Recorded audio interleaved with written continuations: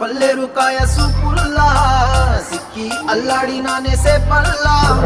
పసిడి పచ్చాని అరసేతుల్లా ధర పోస్తా ప్రాణాలు తానే అడగాల